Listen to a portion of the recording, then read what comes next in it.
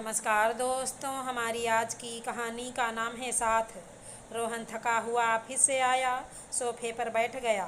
ज़्यादातर दरवाज़ा खुला ही रहता है घर का, रात में ही ताला लगता है। पत्नी रीमा से पानी मांगा ही था तो देखा 2-3 आवाज़ के बाद भी रीमा आई नहीं। फिर अंदर कमरे में गया तो देखा पत्नी 3 साल के बेटे वंश के ठंडे पानी की पट्टी रख रही थी और रोती जा रही थी। रोहन घबरा गया। जल्दी से बेड पर बैठ बेटे का हाथ और माथा देखा। बुखार से तप रहा था। तुमने फ़ोन पर बताया क्यों नहीं कि वंश की तबीयत खराब है? कितनी तेज़ बुखार है इसे, तो बता देती तो जल्दी आ जाता। तब ज़्यादा तेज़ नहीं था बुखार।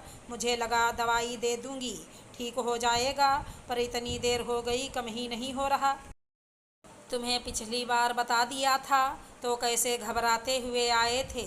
रास्ते में बारिश में बाइक फिसल गई थी। तुम्हें कितनी चोट आई थी, बस इसीलिए परेशान नहीं करना चाहती थी। इतना बोलते हुए रीमा रोने लगी।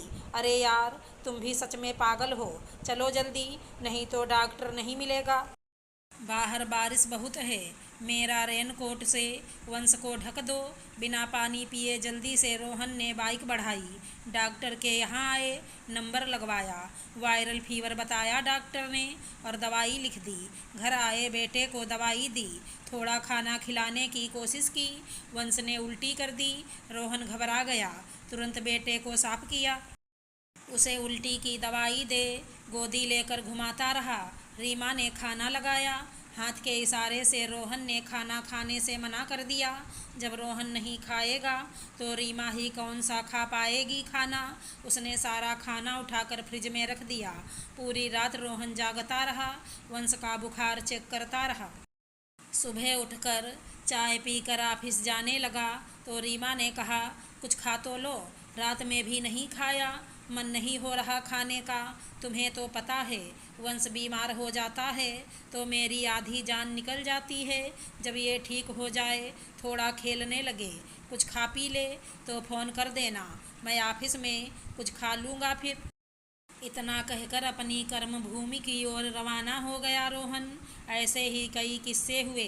रीमा कहती, अपने लिए अब की बार कपड़े ले लो, हमें तो दिला देते हो पर खुद नहीं लेते। वहीं 2 शर्ट में पूरा साल गुजार दिया ऑफिस का।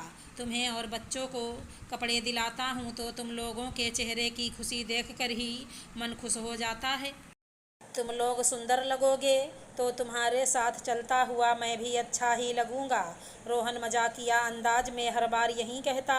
जानती हूँ मैं, पापा जी मम्मी जी को पैसे भेजने होंगे गांव में, ऊपर से वंश की इतनी महंगी फीस, घर का खर्चा, इसलिए नहीं लेते तुम अपने लिए कुछ।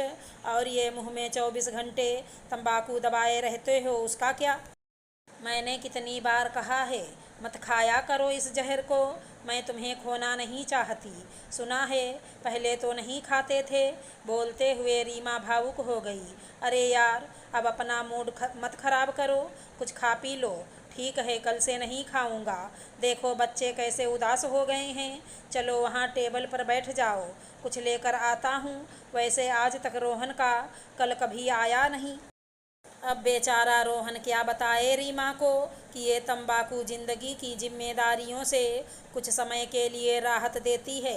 कभी बच्चों की फीस की, ऑफिस के काम की, गांव में अम्मा बाबूजी की याद की, पत्नी के लिए किए गए हार के वादे की। जब ये सब बातें दिमाग में आती हैं तो बस ये तंबाकू याद आती है। ऐसा लगता है ये सारी समस्या हल कर देगी, दूसरा साथी लगती है। पर ये तो बस 2 पल का सुकून है। जिंदगी की समस्याएं ये हल कर लेती तो दुनिया का हर आदमी, बच्चा, औरत इसी का आदी हो जाता। सच में ये पुरुष अपने घर परिवार को खुश करने के लिए कितनी मेहनत करता है।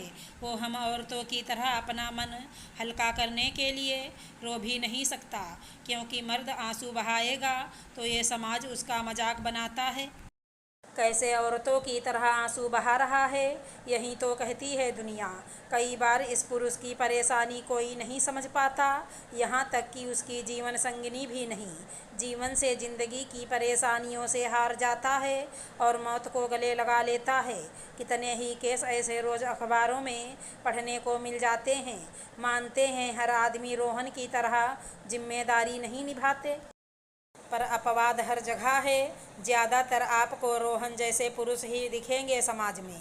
पुरुष भी रोता है, भावुक होता है, वो भी हर दिन नए कपड़े पहन बुलेट पर घूमना चाहता है, पर घर की जिम्मेदारियां उसे कमाने के लिए इन सब शौकों से कोसों दूर कर देती हैं। यही पुरुष जब बुढ़ापे में पत्नी के दबे सपने, अधूरी ख्वाहिशें पूरी करना चाहता है, तब तक पत्नी जीवन से हार चुकी होती है या वो पुरुष हार जाता है। बस यादों और कसक के सिवाय कुछ नहीं रह जाता। आज रोहन की बिटिया की शादी है। बहुत बूढ़ा हो गया है रोहन, बेटी के सभी अरमानों को पूरा कर रहा है, पर रीमा अब नहीं है इस दुनिया में, बस दूर से आशीर्वाद दे रही है। ये पुरुष अब जीवन में अकेला है। लाठी ले सुबह टहल आता है, अपनी पुरानी कुर्सी पर बैठा चाय पीता हुआ, पत्नी के साथ लिए गए 7 फेरे और वो समय याद करता है जब उसकी खूबसूरत सी पत्नी और वो जवान हुआ करते थे। अपनी यादों को ताज़ा करता है, तभी आंखों से आंसू लुढ़क पड़ते हैं। अपना चश्मा उतार धीरे से अंगोछे के कोर से आंसू पोंछ लेता है, कहीं बेटा बहू देख ना लें। काश इस पुरुष को जीवन संगिनी का साथ जीवन भर मिल पाता। अगर हमारी कहानी पसंद आई हो तो चैनल को लाइक, शेयर, सब्सक्राइब करें। राधे राधे दोस्तों।